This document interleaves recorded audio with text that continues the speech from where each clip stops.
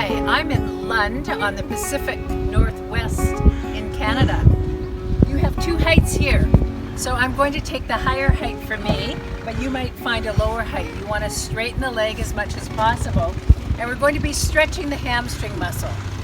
And we're going to lift up to sky, pull our torso up, and come forward into our foot wherever you can hold down the leg or the foot.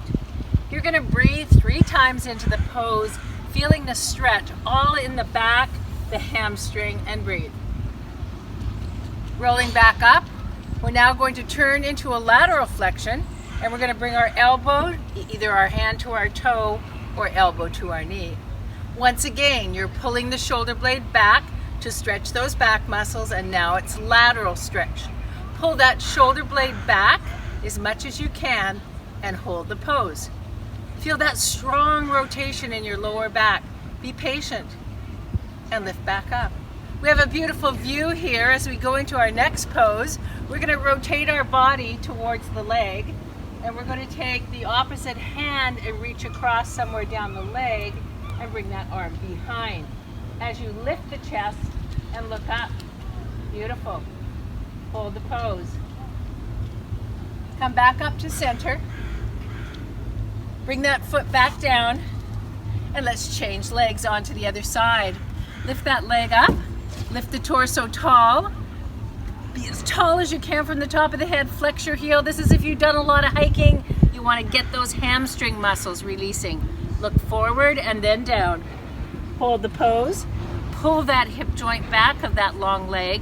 Straighten the leg that you're on if the body will allow. Hold that stretch. Oh, it feels so good.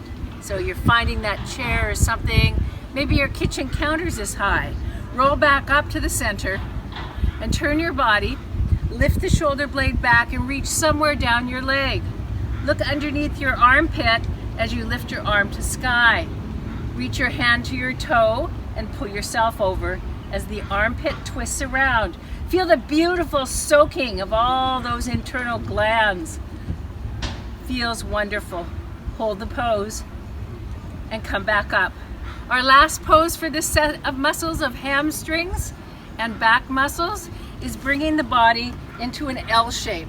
So come into L, hold on to something. I'm going to go a little lower this time, over here maybe, and I'm just going to pull back,